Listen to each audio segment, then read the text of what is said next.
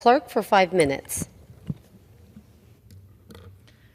I've been listening to my Republican colleagues, waiting for the moment when they are going to fight for the American people, the constituents that they have that are not Elon Musk. So far, the silence is deafening. If they're not cheering it on, they are standing aside silently as cancer research labs are shut down, as the Veterans Administration is targeted, as the health care for millions of Americans is threatened, and eggs, oh, those eggs, have hit an all-time high of $8 a dozen. This silence is a betrayal of all Americans, of their very voters. So let's just take a closer look at one example. Now they are letting Elon Musk dismantle the Consumer Financial Protection Bureau. Most people haven't heard of the CFPB, but Americans know the corporate greed that they have gone after on their behalf for more than a decade. The predatory loan sharks, the abusive debt collectors. When Republicans are silent, you are siding with the scam artists. Let me give you one example. Before the CFPB stepped in, a Marine stationed in Texas who needs a loan to repair his truck would be charged the average payday interest rate in Texas. Do you know what that is? That is 664%. So if he took out a $2,000 loan, he would pay $1,100 in interest.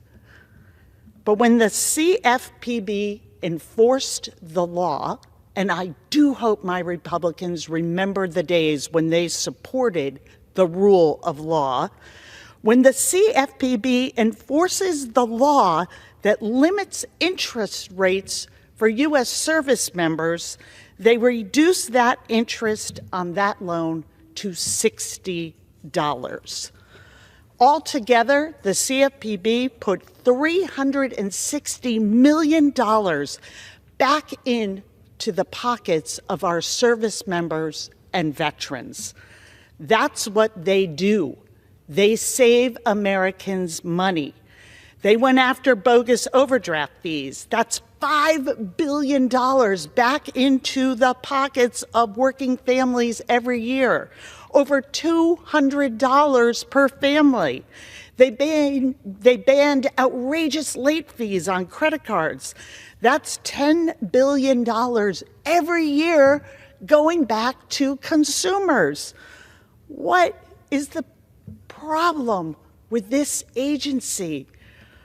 Apparently, Republicans in Congress would rather have that money go into the pockets of CEOs, spend that money cutting billionaires' taxes instead of fighting fraud and corporate abuse. The American people did not vote for more scams, for more corporate greed. They didn't vote to have our service members go into more debt. They voted for people to fight for them, for lower costs, for their part in the American dream. So let's wake up, GOP. Stand up for the American people. I yield back. The chair recognizes the gentleman. Thank you, Mr. Leader. We have a new bill, but it's the same betrayal of the American people. This is all part of the same scheme, the same crime spree that we are seeing that steals deserving taxpayer dollars, and all to give a tax cut to the very wealthiest people in this country. In this bill, there are also very specific harm will be done. 32,000 families that will lose affordable housing projects that will be halted. Our veterans who rely on the PACT Act funding because they were exposed to toxins while serving our country. That is defunded in this bill. Another shocking, as they're rolling back research across the country, in this bill, Alzheimer's research is zeroed out. 7 million people in this country are diagnosed with Alzheimer's, and the impact on our economy and families like mine, I lost my mom to that disease, is devastating. So why do this? It's all part of the same plot: to give Elon and the billionaire class a tax break at the expense of what families in this country need. We are not going to let them take their health care, Social Security, Medicare, Medicaid, in order to betray American families at home. Pete Aguilar. One of the members who has led us in such an extraordinary way, both as it relates to keeping Democrats together, as was the case yesterday, and of course, as it relates to the House Republican devastating budget resolution, is our dynamic whip, the Honorable Katherine Clark. Thank you so much, Mr. Leader. And to Chairman Aguilar and Vice Chair Liu, we are so grateful to you for once again organizing this opportunity to come together as Democrats. This is always a powerful opportunity and issues conference, but this year especially, we are really grateful because we have a lot to dig into, especially the last 24 hours have shown a stark illustration of what we're fighting to stop. A Republican Party that promised to put more money in the pockets of working people. They turned around and stole their money, stole from their own constituents, from their schools, their health care, their retirement, all to cut billionaire taxes and funnel corrupt contracts to Elon Musk. Just look at the split screen. People can't afford their rent. They can't afford eggs. And what is Trump doing? He is hawking luxury car brands of his biggest donor on the White House lawn. The same day, he is slashing the Department of Education in half, going after 180,000 teachers whose jobs depend on federal funding. 7.5 million special education teachers who get federal support. And the 90% of kids in this country who attend our public schools. And that's just the start. Yesterday's defunding bill is going to wreak havoc on working families. And once again, it's women and girls who will pay the heaviest price. The domestic violence survivors, they're voting to evict them. The overworked VA nurses, 84% of whom are women, who are either fired or being forced to take on even heavier workloads. The patients watching Republicans defund Alzheimer's disease, breast cancer, and maternal mortality research. The moms who are searching for affordable child care. Whether it's born out of cruelty, cowardice, or corruption, or all three, the GOP is hell-bent on making families at home unsafe. So we recognize these are brutal and scary times, but here's our message to the American people. The House Democrats stand with you. We are fighting alongside you. We are not going to let House Republicans get away with this crime spree. Every day, leaders from our caucus are holding the line, and especially, a little preview, the extraordinary women who have joined our ranks this caucus that I hope you will come join me at 10:15 a.m. tomorrow to meet our freshman women. The American people. But is a shutdown worse? Is a shutdown worse I than think the bill? the problem here is that's a false question. That's a false choice. Schumer said it wasn't. But this is the House position, that we need to go back to the negotiating table, which they walked away from. They walked away from it, and it's why you see both the Senate and the House chairs of appropriations saying 30 days. Give us 30 days to put the American people's voices back in this process.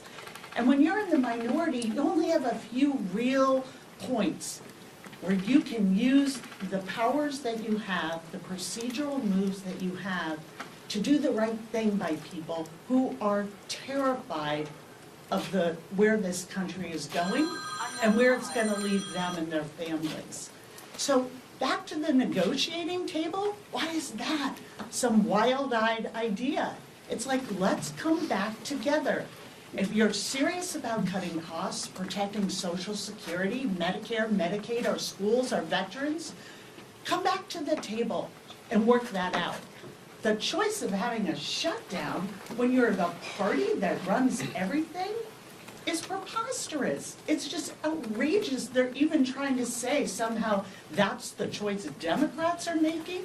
You run everything, but what you're trying to do is scam the American people out of their money and the services they pay for and they deserve. So, let's be realistic about what this fight is. We are simply saying, go back to the negotiating table. It's not about a shutdown versus a particular spending bill. It's, are we going to center around the American people and do what's right for them, or are we not? And all these, fun DC words, cloture, continuing resolution, what the American people need to know is that House Democrats are willing to work in a bipartisan way to keep government open for 30 days. That's all we want. That's our solution. It's not perfect. It doesn't solve all of our problems, but it centers the debate around the American people. It pauses what would be a reckless shutdown at the hands of Donald Trump, and it says, let's keep negotiating. Let's work on our funding bills. Let's give Rosa DeLauro and Tom Cole, Patty Murray, and Susan Collins some time to work on these spending bills, and then let's come back and let's see what the next couple of weeks hold. But we have to pass funding bills in a bipartisan process. It's a 3-page bill probably. It's not 99 pages that cuts the veterans' care that they deserve. It's a couple-page bill. We could put that on the floor. We can get that done. We can pass it. We can go home. We can talk to our constituents about this, and we can center this around the American people. Thank you so much, Mr. Leader. Proud to stand here with you and Chairman Aguilar. What we saw is a GOP that campaigned on a promise to the American people that they would lower their costs, they would make their families safer. And in the last 7 weeks, we've seen them do just the opposite. They've slashed Medicaid. They've taken away veterans' benefits. They are attacking the funding for our public schools. They are out there saying elimination of Social Security and Medicare, it's the only way to balance our budget. And we have been clear with this process that led us to this vote today that we would join them in any CR, in any spending plan that protected Social Security, Medicare, Medicaid, veterans benefits, feed hungry kids in this country, and keep our schools open. But that's not what they did. And when they put forward this bill, not only is it bad on the four corners of it, but we saw House GOP member after House GOP member come out and say in public, I wasn't sure about signing on to this until I met with the Trump administration, and they told me this is their vehicle for further dismantling the services that people who work for a living depend on in this country.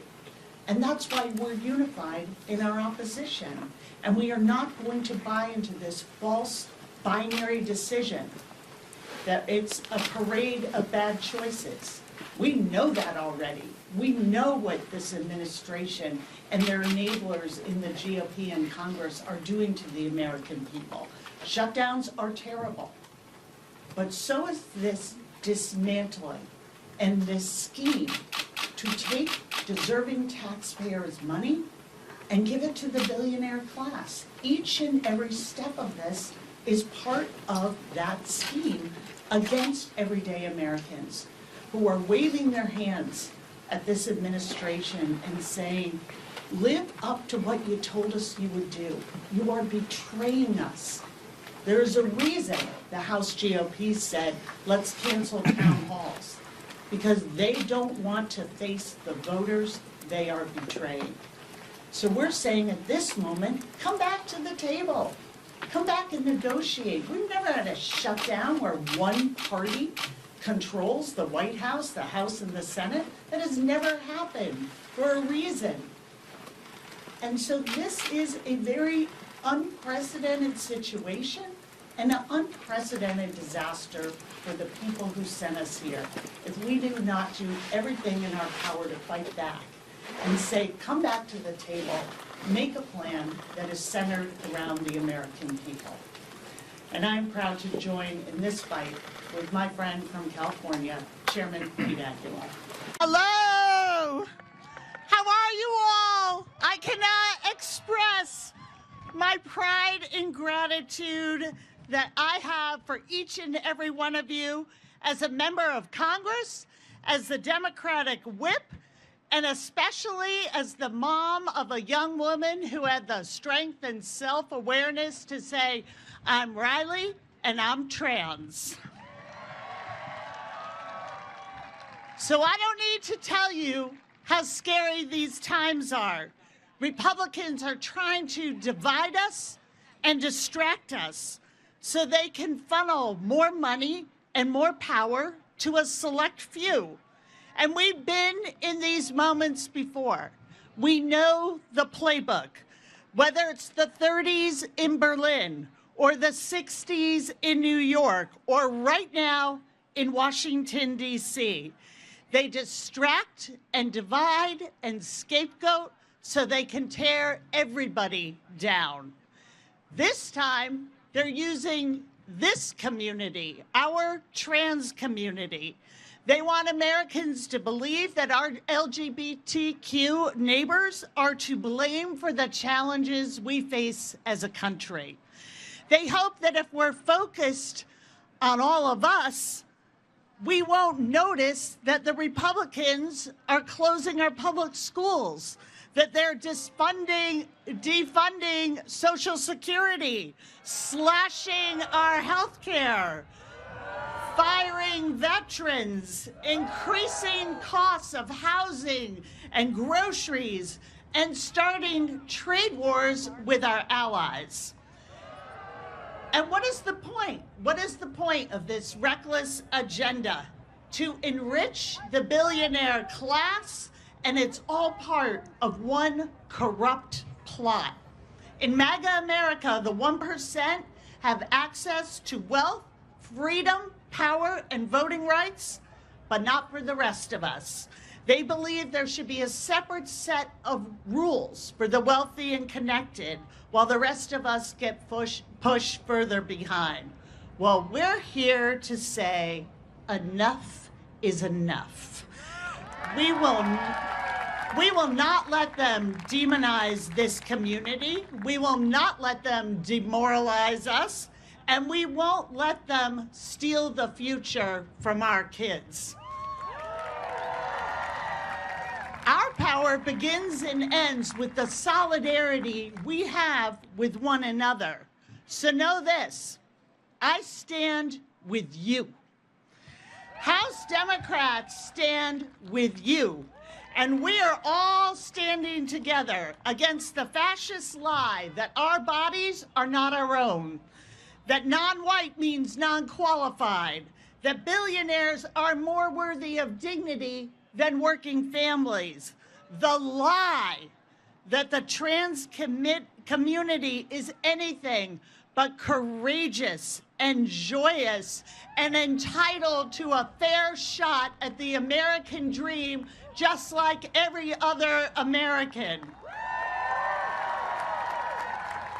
So we thank you all for speaking out against bigotry, for defending the basic promise of this country, for working and fighting for freedom and opportunity and dignity for every single person, and for an America that is worthy of all of our children. Let's stay in this fight. That's how we win. Thank you so much for having me.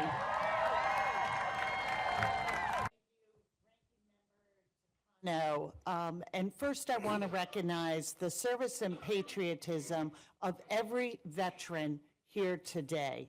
To everyone in this room who has sworn to defend our nation, our people, and our Constitution.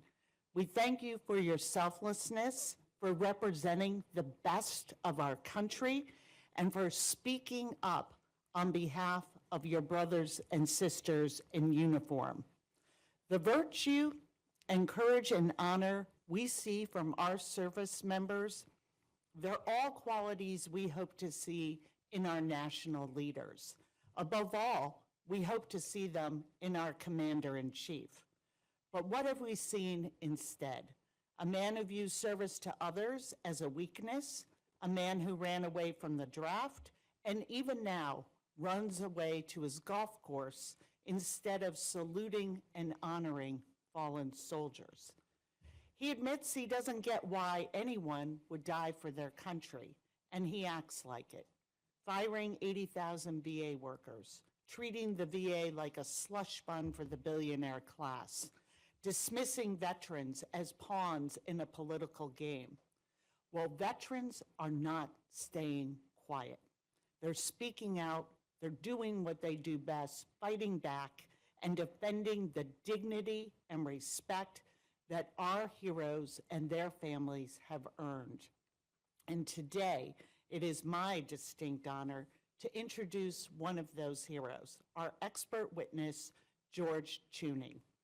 A graduate of West Point, George has served in Afghanistan as an infantry officer. After concluding his time in the military, he continued his public service as a White House Presidential Innovation Fellow, as a senior advisor at the VA, and always as a relentless advocate for veterans and their families. George, thank you for your extraordinary work. We thank you for your service, and thank you for taking the time to join us today. You are recognized. Good morning, and thank you for this opportunity. As a great introduction. Thank you, Mr. Leader. Thank you for all that you are doing on behalf of the American people. And let's just look at where we are. In just over 100 days, the president has already spiked the cost of groceries.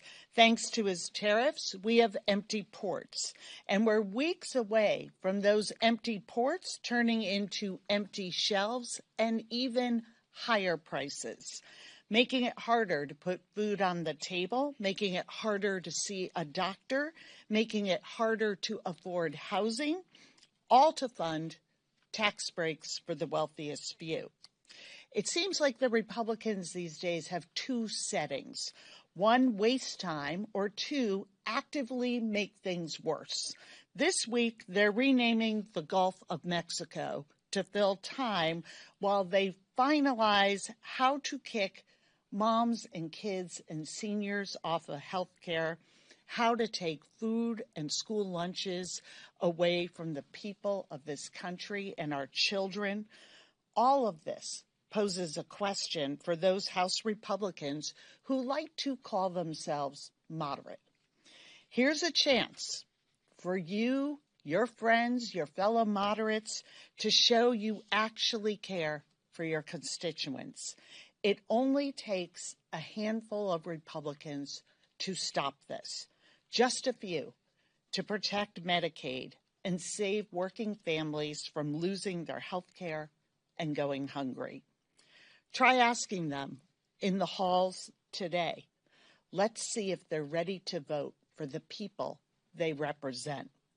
And it is my pleasure to yield to Ranking Member Brendan Boyle, and we are so grateful for all the work in bringing this discharge petition forward. 1 minute. Without objection, the gentlewoman is recognized for 1 minute. I recently heard from a mom in Massachusetts. We'll call her Rachel. Her son was born 3 months early and then spent 2 years in the hospital. He is finally home, but he needs a ventilator and a feeding tube. Still, his mom says he is the happiest little 3-year-old in town. They have been through a lot, but they are able to get by unless this Republican budget becomes law. Medicaid pays for the daily care this little boy needs to survive.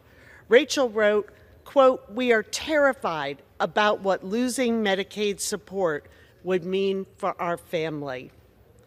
Moms have enough to deal with. Let's leave their kids' health care alone. I yield back. The gentlewoman yields back. For what purpose does the gentleman from Wisconsin rise? Mr. Speaker, I ask unanimous consent to address the House and to revise and extend my remarks. Without objection, the gentleman is recognized for 1 minute. Thank you, Mr. Speaker. I rise today to recognize an exceptional man who recently celebrated 30 years of dedicated service to Democratic whip, Katherine Clark. Thank you. All right, some of us started out this day together. Who was there? In front of the Capitol at 1 a.m.? We see you. Okay, and you are the perfect antidote for what we have going on behind me. So we're going to have no more hearings in the middle of the night, and we're not going to have a government of, by, and for the billionaires. We're going to bring a little people power here to D.C. So when you try and sneak a billionaire tax scam past the American people, you try to yada yada over the details.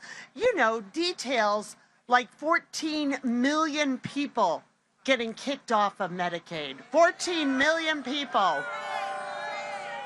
It gets worse. 42 million people, kids, seniors, working people, having their SNAP benefits reduced. 42 million people.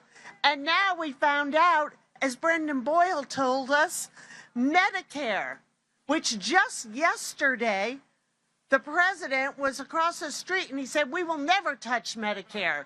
Well, $500 million, $1 billion, $500 billion sure feels like you're hurting Medicare to me. And what are they hoping? That we're not going to notice? That we are just going to somehow wake up and not have health care, not be feeding hungry people in our communities? Well, you're here to tell them the American people are watching. And this movement is fighting back. And we'll meet them in the rain, we'll meet them in the shine, we'll meet them at 1 a.m. or 1 p.m. We'll be there. And they have shown their hand to us. They have shown us how they prioritize you. And they proved once again that they work for the billionaire class. Elon gave them $277 million in campaign funds. He expects a return on his investment. And they're going to pay for it by cutting women's health care, cutting children's health care, taking groceries away from families and seniors and disabled Americans. And I see a lot of Planned Parenthood shirts out here. So let's talk about that, because that's something else they stuck in there. They know that we have had the Hyde Amendment for decades, that no federal money goes to abortion care, but that didn't stop them. They went in this bill and said they're going to take every single penny of federal funding, Medicaid funding, all the federal funding from Planned Parenthood. You know what that does? It translates into 600 clinics around this country that will close, that serve 2 million patients. While we have an OBGYN crisis in this country, we don't have enough places for rural people and underserved communities to go get primary care. And they're trying to tell us that they are going to end big abortion and defund Planned Parenthood. We are going to say, not on our watch. Not on our watch. So they think we aren't paying attention, and then they're counting on us forgetting about this between now and the midterms. But I know that each and every one of us is going to remind them every single day. They work for us. This is our democracy. Healthcare in this country should be a right and not a privilege. And we are going to ensure that we hold them accountable. I couldn't be happier to be in this fight with you. Thank you so much for being here. You have the power to make the change we need. Thank you.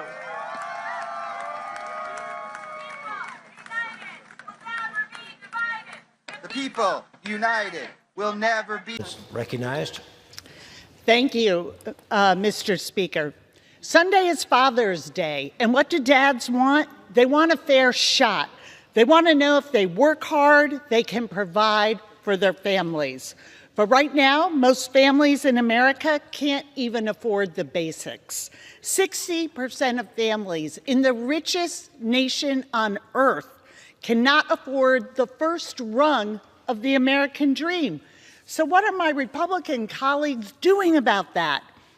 They voted for a big, ugly bill that makes it even harder to raise a child in America, takes away health care from 16 million Americans, takes food benefits from working parents. They're cutting $500 billion from Medicare, and they're hiking costs of everyday items with their tariffs, all to fund tax breaks for the billionaire class. That alone is a betrayal of working families. But the GOP is not stopping there. They're not stopping at dismantling people's financial security. Today, they're threatening their physical security. Because when you defund public broadcasting, you are defunding emergency broadcasts. During hurricane season, tornado season, wildfire season. And that's not even enough. They have to take even more. Today, you are also voting to dismantle our national security. There are 3 shields that defend our homeland: defense, diplomacy, and development.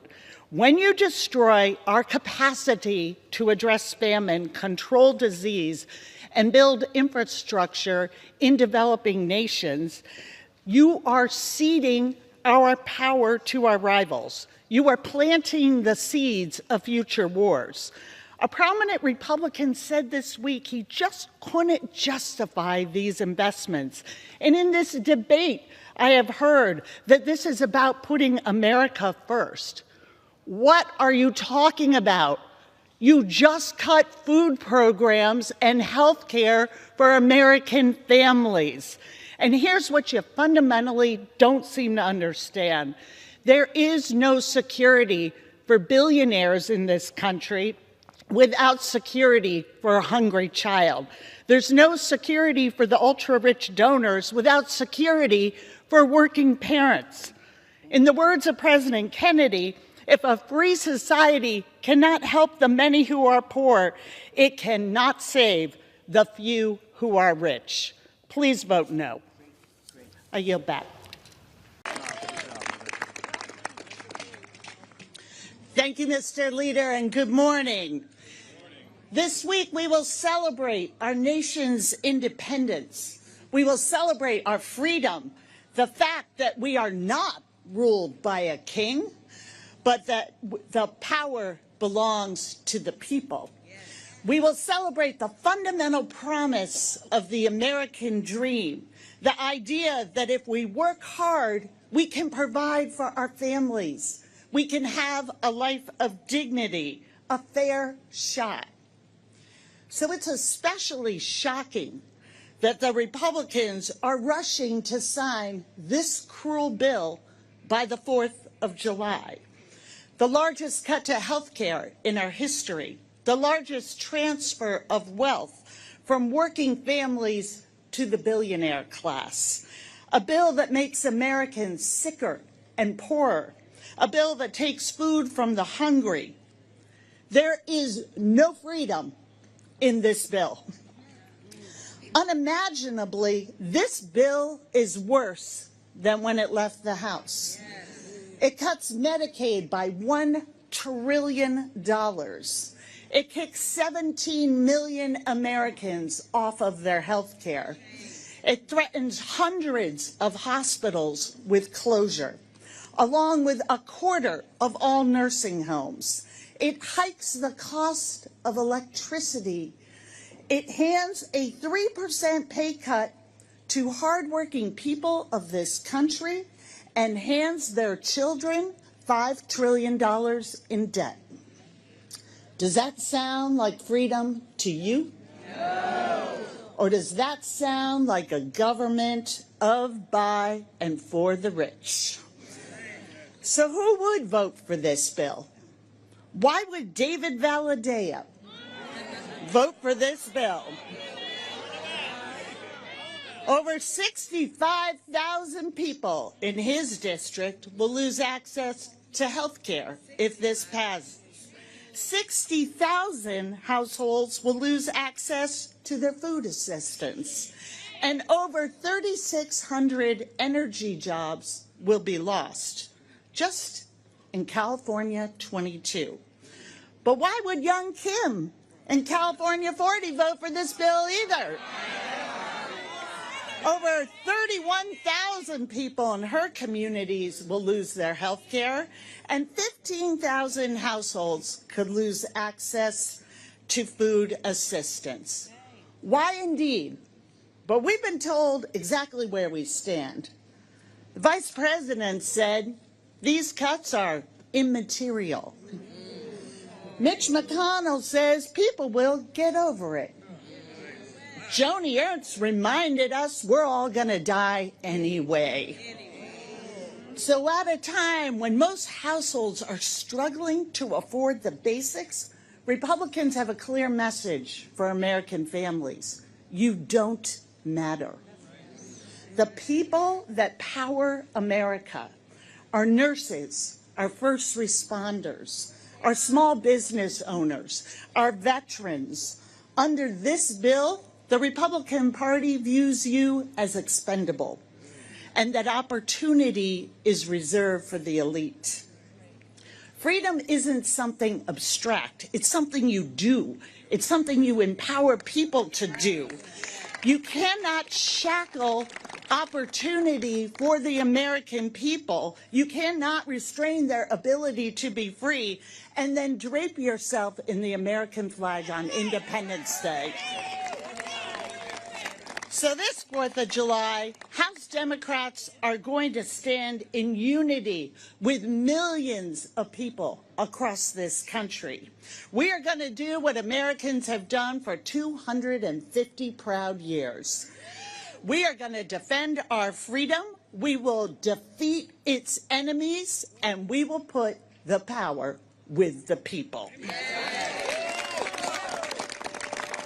And now it is my great pleasure to welcome Ranking Member of Energy and Commerce, Frank Pallone.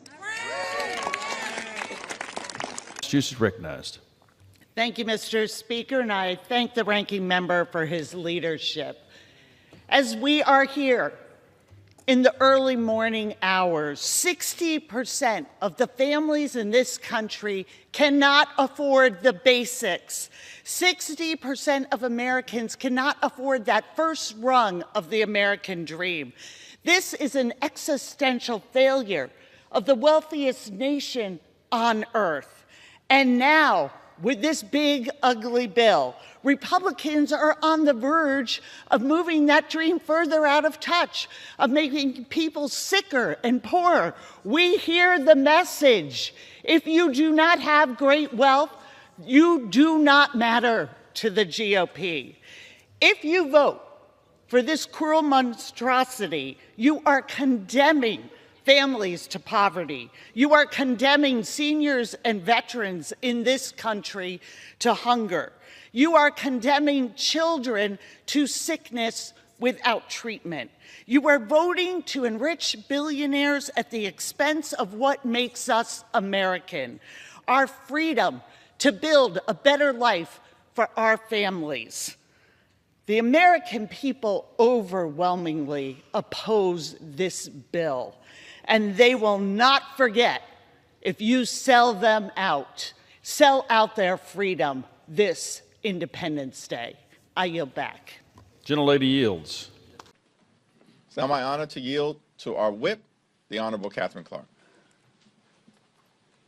Thank you, Mr. Leader. I am deeply grateful for your leadership over these last 6 chaotic months. And what a fitting end to these 6 months of Republican control in Washington.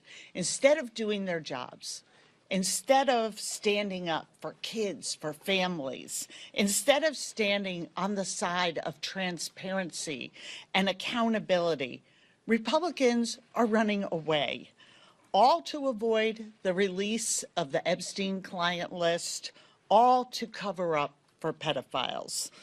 In this hollowed out version of the Republican Party, they knock down people who work hard for a living. Their signature bill, the big ugly bill, kicked 15 million Americans off their health insurance, takes food from 16 million kids, raises energy bills, shuts down hospitals, denies veterans their benefits. They run up the debt to give tax breaks to billionaires, and they run out of town to hide sex crimes for the rich and famous. Well, Americans are sick of a system that looks at people who follow the rules and actually work for a living and puts them last. Right now, 60% of American households say they can't afford the basics. Most parents, 54%, say they will have to skip on groceries to afford school supplies this fall. You deserve better. Your family deserves better. And over the next 6 weeks, House Democrats will fan out across the country, listening to our neighbors, listening to our constituents. And we are going to make sure that Americans know it does not have to be this way. We can fight corruption. We can lower the cost of childcare. We can make healthcare and housing more affordable. We can build an economy that rewards the people who make it run, not the corporations who exploit them. We can have a Congress that prioritizes kids and families. This is the wealthiest nation in the history of the world. There is enough for everybody, not just to get by, but get ahead. If we give the American people the fair shot at success that they deserve. All right, good afternoon, everyone. I want to thank Congressman Vesey, all my incredible colleagues from Texas, and thank you to the Voting Rights Caucus for fighting as always to defend the cornerstone of American democracy, the right and power of the people to choose their representative. So here's what's going on. Republicans know they have a losing message, including among their own voters. 2 out of 3 Trump voters oppose the tax cuts they have given the rich. 60% oppose cuts to food assistance. 71% oppose cuts to Medicaid. House Republicans have just spent 6 months doing exactly that. The agenda is not primed to win them many elections, so they are resorting to the oldest trick in the right-wing playbook. Pick your own voters. They do it by suppressing the vote, they do it by driving down turnout, and they do it by chopping up congressional districts. We know that Texas is going to be the first stop, but it is not going to be the last. That's how weak they are. And the American people see this for what it is. Republicans undermining democracy, politicians putting career over country, and Democrats are going to use every tool that we have to make sure that the people of Texas are heard in 2026, that the will of the American people is respected, and that their vote counts. Don't forget, we would be sitting in a Democratic majority if it wasn't for Republicans scheming in North Carolina that redistricted off the map 3 Democratic seats. So we're going to fight with everything we have to make sure that it is the voters of this country, the voters of Texas, that get to determine who controls the U.S. Congress. And with that, I am so proud to be in this fight with a true champion for the right to vote and for democracy and for the people of Texas, Congressman Mark Vesey. Good morning. We thank Leader Jeffries. Our caucus stands with him because he is standing for the American people. And the American people are asking, is this the golden age that Donald Trump promised? Medicare about to be gutted by $500 billion with a T dollars? Nearly 20 million people about to lose their health insurance? Cuts to Medicaid that are already shutting down hospitals. Nursing homes are closing. Premiums are about to double. And the notice is, go out tomorrow. Working people can't afford that. Small businesses can't stay open with costs that are exploding around them. And with all the damage that they are doing, you would think Republicans would at least show up for work. Well, we'll tell you what, Democrats are here. We're here to keep government open. We're here to keep hospitals open. We're here to keep children insured. We're here to keep health care affordable. We're here to lower costs for the American people. And Republicans may have skipped town, but you know who always shows up? Moms. Moms like our next speaker. Teresa Luoni is here to share what this fight means to her family, because moms are feeling the pain right now. Moms don't know if they'll be able to afford that next visit to the pediatrician. Moms-to-be can't even find an open maternity ward near their house. And Republicans think they should just foot the bill, $15,000 to pay for their own delivery. Moms who are horrified that 40% of the kids in this country are at risk of losing their health care. So Teresa, we thank you for being here on behalf of all moms, for showing up, for speaking out, and for sharing how these cuts will impact your 2 boys. Teresa. Well, good afternoon. I am so delighted to be here with the women of the House. And some very good congressmen as well. Thank you. Thank you. We thank you all for joining us today, especially our special guests, because once again, Republicans are playing political games with the health and financial security of the American people. And once again, they are stealing from the working class to give to the billionaire class. And once again, it is women and families who are paying the heaviest price. The same right-wingers who lecture women about having more babies in the same breath are saying, but let's kick millions of women off of their health insurance.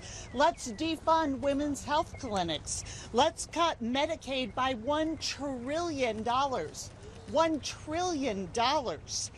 And let's be very clear about who they are taking that money from. 40% of all births in this country are paid for by Medicaid. 40% of our kids are covered by Medicaid.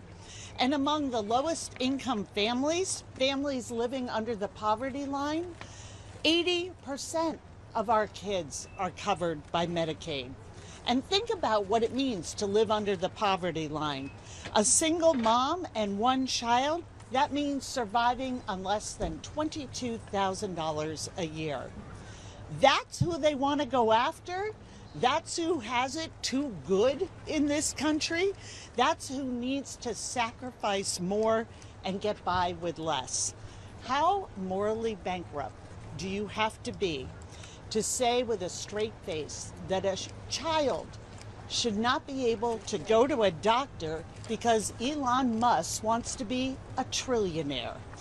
The Democratic women of the House are gathered here today because working families deserve better than this Republican budget. They deserve better than this Republican healthcare crisis. They deserve better than a Republican Congress that prioritizes billionaires' wealth over families' well-being. They are going to fight for the better future that they deserve. And the better future we know is possible. And I am so proud to be in this fight alongside my colleagues here today and some incredible advocates that are joining us. And along with our special guests, we are going to hear from three indispensable leaders here in the House. The chair of the Democratic Women's Caucus, Teresa Leger Fernandez. The chair of the Congressional Asian Pacific American Caucus, Grace Meng. Yay, Grace. And the chair of the Congressional Black Caucus, my cousin, Yvette Clark. But first, we are going to hear from a medical professional who is also a mom. So welcome, Dr. Tamara Black. Thank you, Mr. Leader. We are so grateful for all that you have done and putting the American people's voice into this debate. And I've had one question from my Republican House colleagues this week. Where the heck are you? Where the heck are you? You've cut people's health care. You're giving their hard-earned tax dollars to billionaires in the form of tax breaks. And then you don't even show up to defend your own policies, your own bills. Mike Johnson and Steve Scalise are both from Louisiana. Most children in Louisiana are on Medicaid. 64% of all births in Louisiana are paid for by Medicaid. 74% of nursing home residents in Louisiana are on Medicaid. Yet Republicans are willing to shut down government, refusing to even show up for work this week because they want to cut Medicaid by $1 trillion, because they want to defund health care for children and seniors and pregnant women, because they want to pay for billionaire tax cuts. Well, Mike Johnson and Steve Scalise can fight for the billionaires. They can double down, if they so choose, on their lie about who we're fighting for. But we know who we're fighting for, and so do the American people. Democrats are fighting for families, families in Louisiana, families in Massachusetts. We're fighting for American families in every corner of this country. We're fighting for a child's right to go to the doctor, fighting for a new mom's right to have a safe delivery. We're fighting to keep millions of people from losing their insurance and keeping health premiums affordable for everybody. We're here to do our job. It is long past time that Republicans join us and end this Republican shutdown. It's now my great pleasure to yield the microphone to our chairman, Pete Aguilar. My honor to yield to our Democratic whip, Katherine Clark. Thank you so much, Mr. Leader.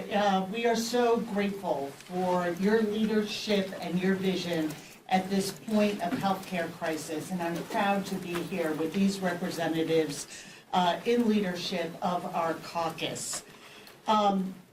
Here's the terrible thing about the position that the Republicans have backed themselves into with health care.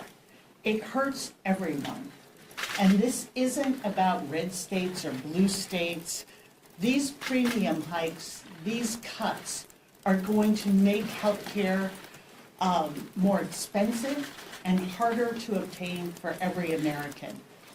We had a hearing today in the Capitol, and we were joined by a 29-year-old woman, Mariah Plant from West Virginia.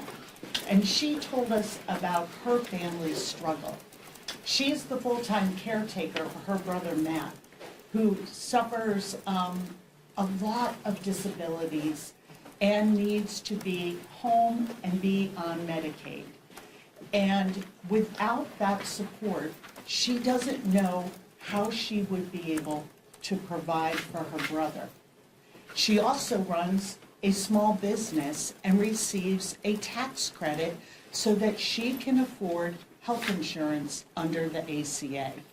So she is looking at potentially a cut to Medicaid that jeopardizes her ability to care for her loved one and her family, and in the immediate future, a steep rise in premiums and no ability for her to make that up. Her budget simply doesn't stretch that far. Like most Americans, she doesn't have that extra hundreds of dollars lying around a month to be able to afford health care. And that was the story from West Virginia. And as I look in my district, as premium notices are coming out, a couple in Massachusetts that makes $88,000 a year is looking at having their premium doubled.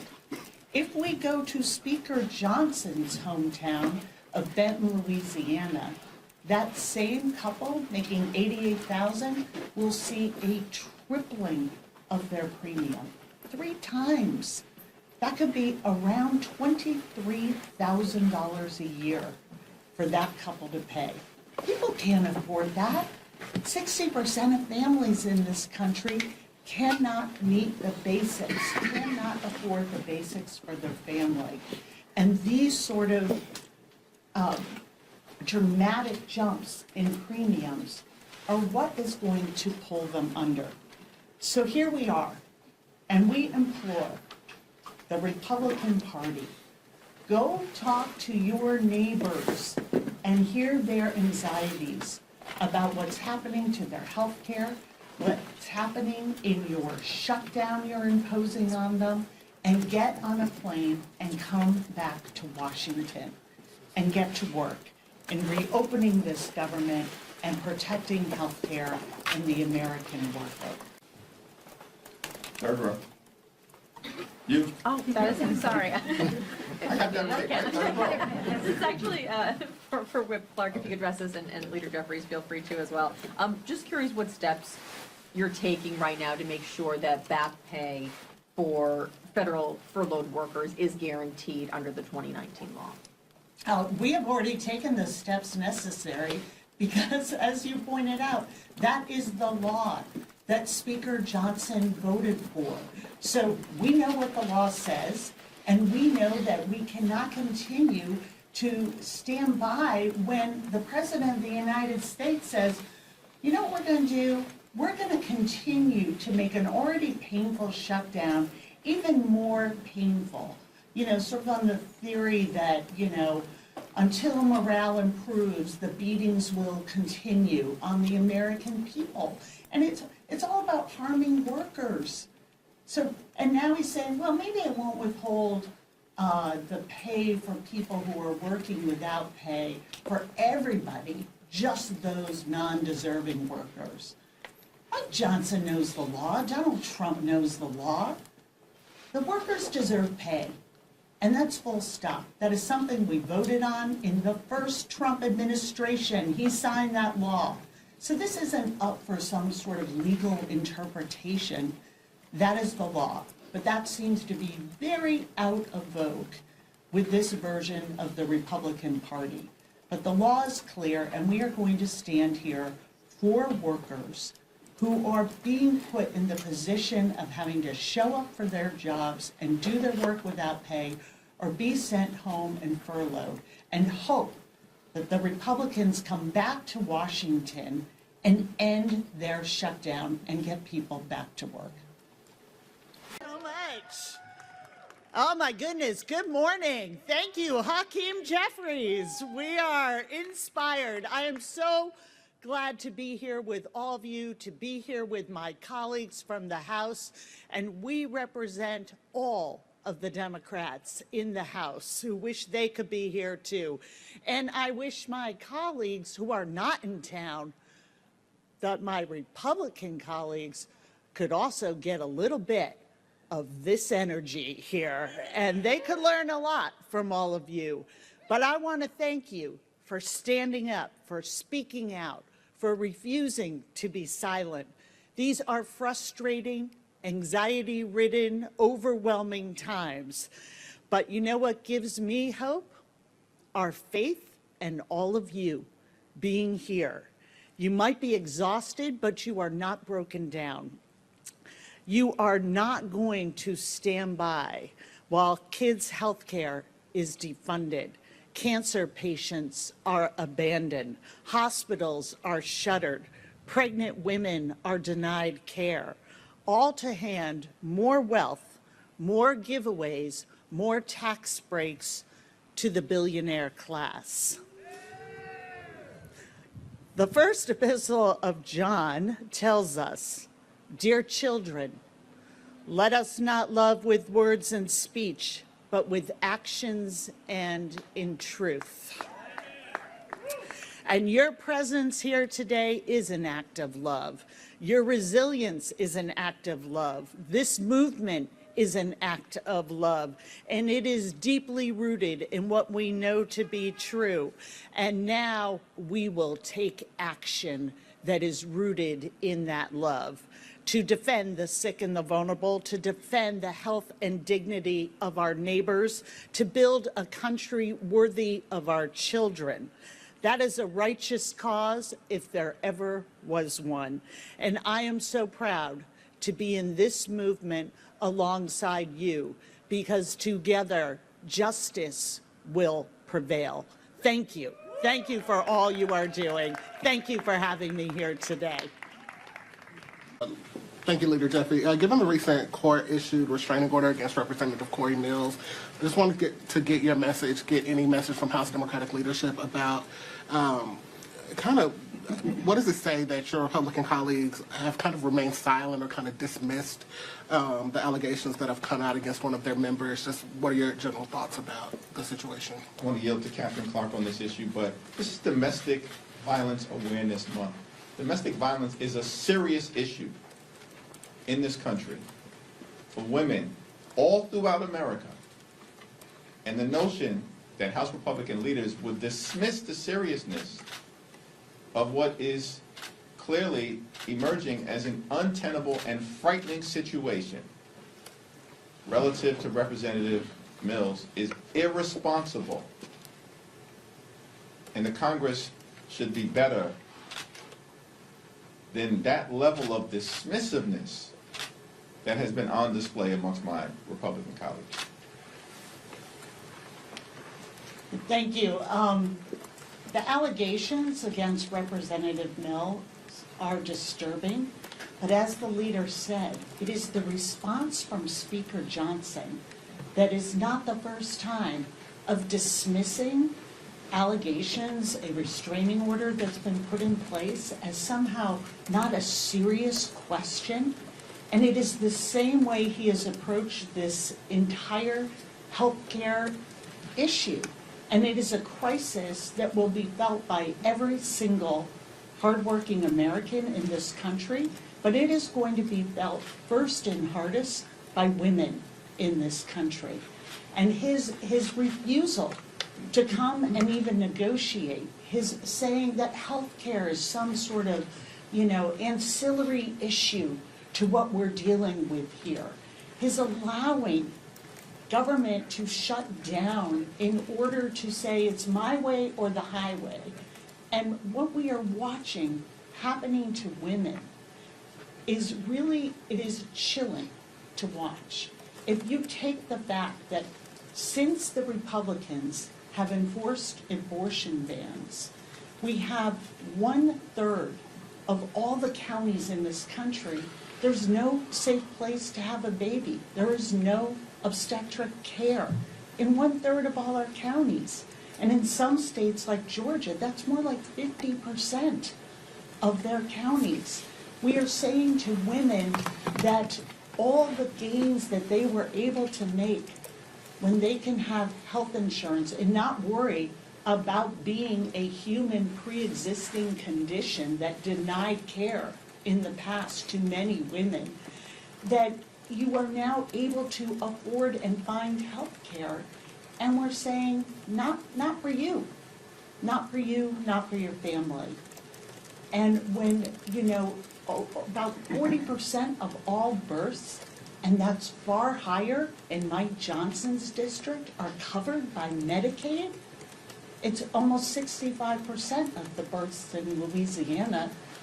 And we're saying that, those cuts to Medicaid, this will just somehow trickle down from the billionaires and provide health care, reopen maternity wards across this country. We hear the dismissal. The American people hear the arrogance and the dismissal that is in all of this messaging. And the American people are making note that if you do not have 9 zeros behind your account number in your savings or checking account, you don't count. And that message to American women, and just writing off these serious allegations against a sitting member of Congress as something frivolous and a ridiculous question, speaks volumes of where they value their constituents, and especially women, in this month, as the leader pointed out, that it's Domestic Violence Awareness Month. So we hear the message loud and clear, Mike Johnson. We hear it from the GOP. We don't matter. But we're going to keep showing up and do our jobs.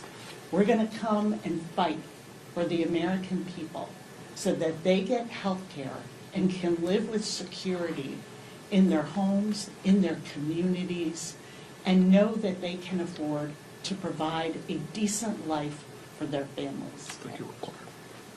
The dismissiveness that we saw on display earlier today is consistent with what Republicans did earlier this year in passing their one big ugly bill. The largest cut to Medicaid in American history.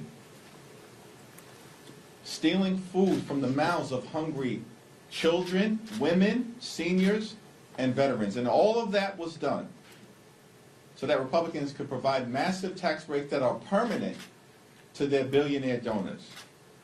That's the focus of House Republicans, Senate Republicans, and the Trump administration. Hurt everyday Americans, including women, infants, and children, in order to reward their billionaire donors. That's unacceptable to us. We believe the American people find it unacceptable. And they will be held accountable. It's now my honor to yield to the distinguished whip, Katherine Clark. Thank you so much, Mr. Leader. Here we are again, another no-show week for Republicans, another week closer to the ACA open enrollment period, another week closer to a catastrophic GOP-made healthcare cliff. This is a solvable problem, but it is an urgent problem. And we need Republicans back in D.C. at the table and negotiating. And that needs to happen now. Despite what Mike Johnson says, we do not have an eternity to deal with this. Families are already finding out their premiums are about to skyrocket. Parents are realizing they cannot afford to stay insured. Let's take Shauna Verstegen. She's a mom of 2 in Wisconsin who says she is sick to her stomach because her monthly premiums are about to rise by $800 a month. That's $9,600 a year. And for what? So Republicans can cut taxes for the billionaire class at the expense of everyone else. And I mean everyone. This is not about party or ideology or geography. Let's ask Alan Reynolds, a proud Florida Republican. His wife has been notified that her premiums are going up $700 a month. Alan said, "I voted for Trump. I did not expect this." We are hearing stories like this every single day. Yesterday, Mike Johnson said he didn't have a strategy. Come on, Mike, don't sell yourself short. You do have a strategy. It's the same strategy the Republicans have always had. Repeal the Affordable Care Act, take from working families, raise their costs, defund their health care, and give that money, all that money, to the very, very wealthiest Americans. It is a losing strategy. It is an unpopular strategy. So, Mr. Speaker, for the sake of your own constituents and mine, why don't you try a new strategy? Come back to work, take a seat at the table, and let's stop this healthcare crisis you created before it's too late. It's now my honor to yield to my good friend, the Honorable Democratic Whip, Katherine Clark. Thank you so much, Leader Jeffries. We are so grateful for all you are doing to frame this fight and to be in it with all of us. To the co-chairs of the Steering and Policy Committee, thank you for this hearing. To my other friend and leader in leadership, Chairman Aguilar, and to all House Democrats who are continuing to hold the line for working families. But above all, I thank our witnesses. Your testimony cuts through the chaos and underscores what all of this means in real terms for everyday families. And we are just a few weeks from ACA open enrollment. And every day we are hearing stories from people across the country. The mom of two in Wisconsin, whose premiums are going to jump by $800 a month. The Trump supporter in Florida, who says this is not what he voted for, as his wife's premiums are going up $700 a month. The families in each of our districts and that you are representing through your testimony who are scrambling, figuring out what they're going to do, trying to piece together how they will get through this. And it is hard to overstate the magnitude of this crisis because it touches every part of our healthcare system. Hospitals are closing, nursing homes are threatened, pregnant women are having a difficult time finding an obstetrician. We're talking about veterans getting kicked off of their insurance, children who can't go to the pediatrician, and none of this is limited to any one family or any one part of our country. Some on the other side of this like to talk about retribution against blue states, but that's not what's going on here. Take my constituents in Massachusetts and Speaker Johnson's in Louisiana. And at home in Massachusetts, 35% of children are covered by Medicaid. In Louisiana, it's 54%.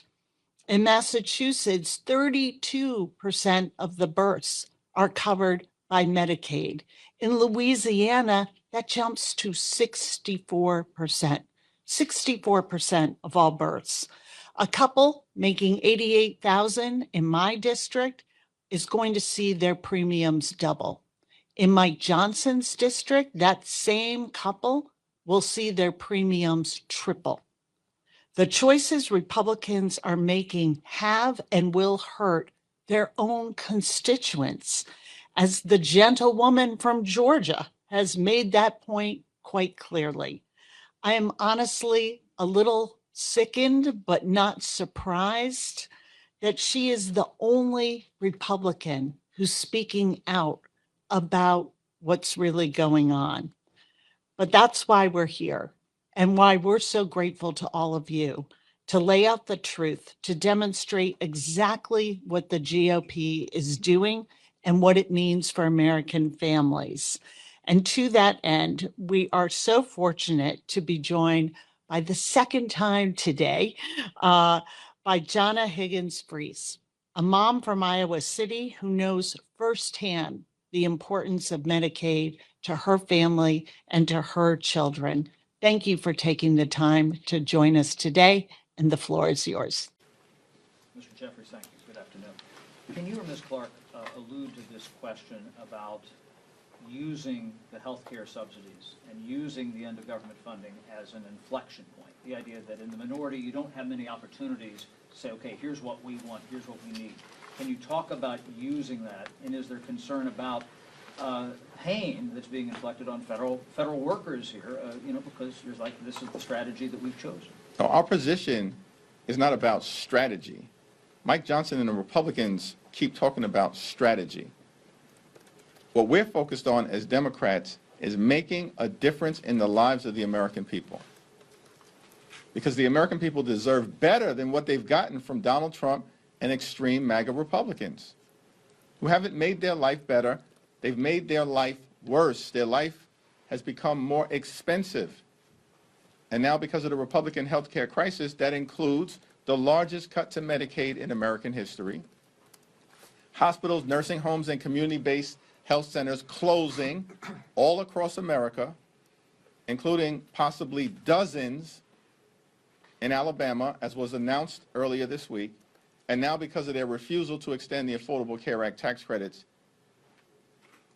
tens of millions of Americans are about to experience dramatically increased health care costs that will medically bankrupt them or prevent these Americans from being able to go see a doctor when they need one. These are real life consequences of extreme Republican policies. That's what this moment is all about.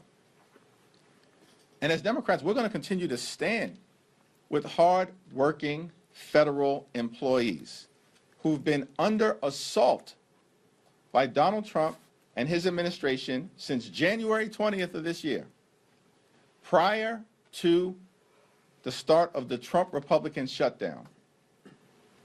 More than 200,000 federal employees had already been forced off the job by Donald Trump. That's before the shutdown. So it's unfortunate that Trump and the Republicans have chosen to use their own shutdown to further hurt the American people. That's why our position continues to be, come to the table, let's reopen the government, let's enact a bipartisan spending agreement that makes life better for the American people, and let's address the health care crisis that's devastating people in working class America, in rural America, in urban America, in small town America, in the heartland of America, and in black and brown communities all across America. Yeah, let's rewind the tape a little bit here and talk about how we got here. Donald Trump promised the American people, I will love and cherish Medicaid. And if you remember, when they were going through their budget process, they took $800 billion, said was going to come out of a specific committee. And we said, those are going to be cuts to Medicaid. What did we hear from our colleagues across the aisle? Where does it say Medicaid? Where does it say that? We're going to protect Medicaid. When they knew full well they were going after people's health insurance. We have been trying to meet with them, talk to them, use the appropriations process to cut a fair deal. It's this theme that I've been talking about, that why do you go after the American people who are struggling to get by? Why is that the bargain? That we are going to pay for tax cuts for the very wealthiest of Americans and corporations with the hard-earned dollars of the American people who want and are entitled to be able to afford health insurance. And what have we seen since they're going to love and cherish Medicaid? Dramatic cuts, $1 trillion 15 million people at risk of losing health insurance, $500 billion out of Medicare, these cuts to the ACA, taking away the tax credits that keeps premiums affordable for people, and all for what?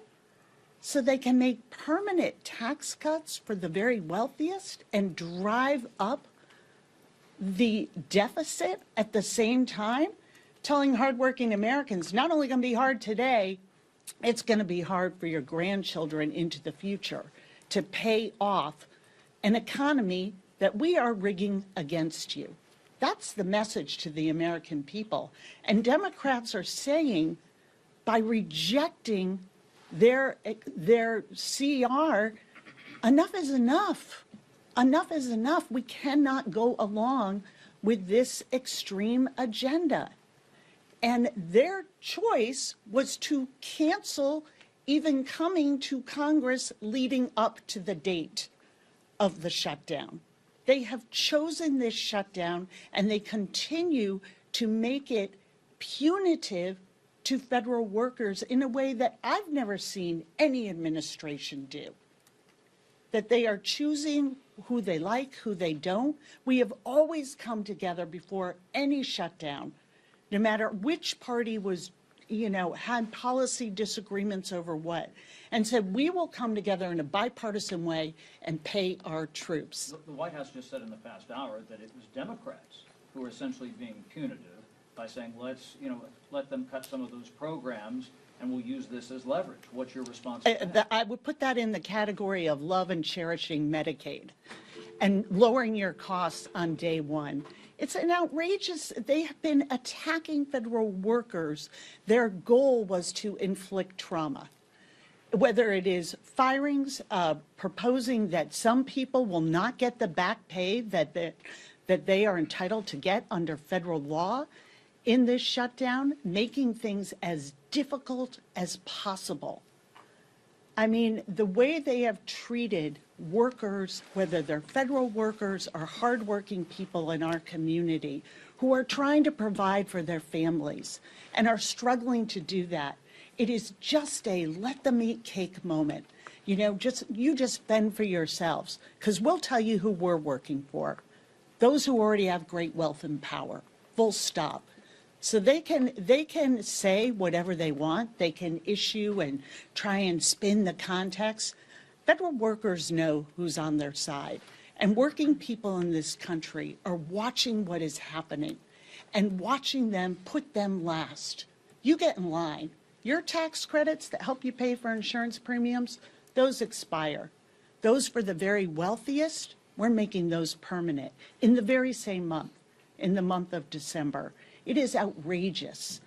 And the fact that they aren't even showing up, you don't even show up to do your job, is something that it is no wonder that the American people are showing up and 7 million strong at rallies on Saturdays, but also showing up in poll after poll saying, this doesn't work for me.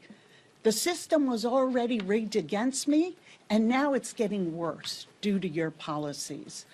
So they should really look in the mirror. And if they've decided that they're cutting people's health insurance in order to give the wealthiest people in this country a tax break is a bad policy, we are here to meet with them and talk about how we can undo this. Let's put the people back into the proposition here and end this shutdown. It's now my honor to yield to the distinguished whip, Katherine Clark. Thank you so much, Mr. Leader, and good afternoon, everyone. We are so grateful to you for your courageous leadership and grateful that you are safe and secure. Republicans have controlled Washington for 275 days, and we are 22 days into this shutdown. And through all the chaos, there has been one constant, one theme at the heart of their budget and their shutdown and their healthcare crisis. They seek out and target the most selfless and the least privileged Americans. They always go after those who have already had to sacrifice.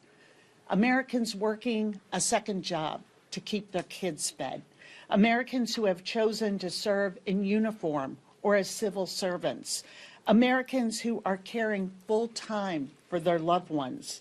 It's working parents on Medicaid. It's sick children who need home care. It's veterans who rely on the Affordable Care Act. Those are the people that Republicans expect to get by with less. It's never the billionaires. It's never corporations.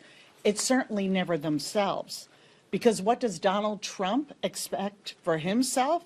What do you see him talking about when you turn on the news? A luxury plane, a gold-plated office, a new ballroom, and now a literal monument to himself. All as 1 million children are about to be kicked off of Medicaid. Another million will see their family premiums double or even triple. And Republicans are complaining about the Peace Prize that Trump didn't get, about camera angles and escalators, acting like somehow they are the victims, while they victimize the most innocent and vulnerable people, hard-working Americans. Republicans choose to go on vacation. That's not an option for the American people. The bills come due no matter how hard they work. So our message to the Republicans remained the same. Come to work, come to DC, sit down with us, negotiate, end this healthcare crisis, and end this shutdown. Mr. Jeffries. Ms. Clark, you're recognized. Thank you, Madam Chair, Ranking Member McGovern, members of the committee. Thank you for having us. I am proud to co-sponsor Leader Jeffries' amendment and to be here in support of this urgent lifeline for the American people. To my Republican colleagues, welcome back. I don't know what you've been doing the last 54 days, but I hope you've spent some of that time talking to your neighbors, hearing from your constituents, and I hope you've heard the same stories that they have been conveying to us. I hope you realize just how anxious they are, how desperate they are as they scramble to figure out how they are going to afford health care under this Republican budget. And I hope you got a chance to hear from the people who traveled to the United States Capitol trying to secure meetings with their Republican members of Congress. Americans like the farmer I met, Ann, from Minnesota. She's a soybean farmer, already suffering from the market disaster caused by Republican tariffs. Then she found out her local hospital was closing because of the Medicaid cuts in your budget. And now you're going after her ACA coverage. And by the way, 1 in 4 out of our farmers get their health care coverage through the ACA. You have sent her premiums skyrocketing, and I have heard this same story from small business owners, from gig workers, from parents, from people who live in your states. So what are we doing here today? You've already voted to dismantle Medicaid, the largest healthcare program in America, a program that covers 40% of all births in this country, 40% of children in this country, 40% of disabled people in this country. But you couldn't leave it there. Now you're going after the millions of families who get their coverage under the Affordable Care Act. And let's be clear about what that actually means, specifically to your own constituents. Let's take a couple making $88,000 a year. In each of your districts, that couple currently pays for Silver Plan $623 a month. It is by no means cheap. But here's what that couple will pay in 2026 if you vote yes on this budget. In Pendleton, New York, this couple will go from paying $623 to $1,160 per month. In Tifton, Georgia, they will pay $2,134 a month. In Greensboro, North Carolina, they will pay $2,300. In Rock Hill, South Carolina, they will pay $2,600. And in Fredericksburg, Texas, this middle-class couple will pay $3,000 every single month to get themselves some halfway decent health insurance. This budget will raise costs on people who voted for Donald Trump, people who believed him, who believed their Republican members of Congress when they promised to lower their cost of living. And instead, they're being asked to spend up to $3,000 a month for ACA coverage. That's $36,000 a year before their deductible, before their copays. What a betrayal of a straightforward promise. But this is not a given. This does not have to happen to the American people. This is a choice. Democrats have been presenting off-ramps all year.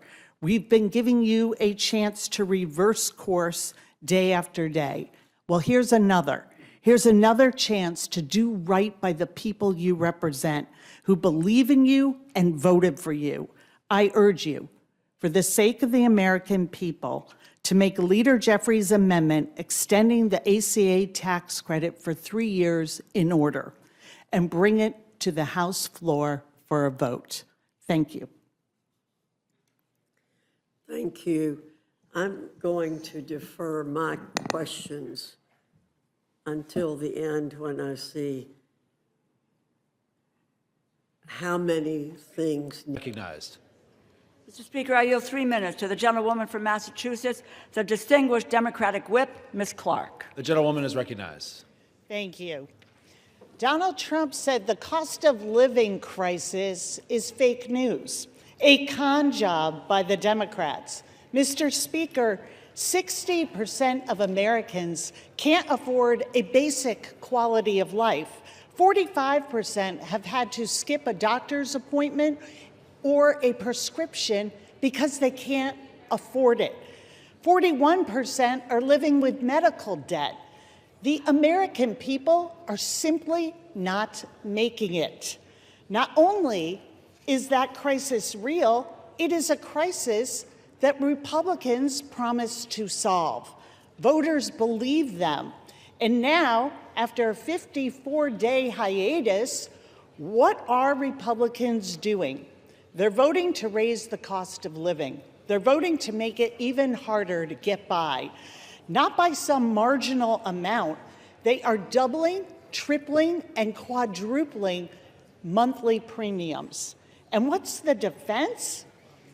They are looking people in the eye and flat out gaslighting them. Costs aren't up, costs are down. Trump says, I don't want to hear about the affordability. Well, get used to hearing about it. You're going to hear about it a lot because people are feeling it every single day. People can't make rent. They can't afford their prescriptions. They can't afford to take their kid to a doctor. They can't find childcare, and when they find it, they can't afford that either. Grocery and utility bills are spiking. This is the crisis of our time, and it's about to get exponentially worse because the GOP's craven allegiance to billionaires over working people. The cost of living crisis is not fake news. It's not a perception issue. It is daily life for the people that we all represent. So let's do something about it. Let's reject this budget. Let's stop the healthcare cuts. Let's stop the premium hikes. Let's stop the hospital closures. And let's stop the billionaire giveaways. I yield back. The gentlewoman yields. The gentlewoman from Connecticut reserves. The gentleman from Oklahoma is recognized. Thank you, Mr. Speaker. I reserve. The gentleman reserves. The gentlewoman from Connecticut is recognized.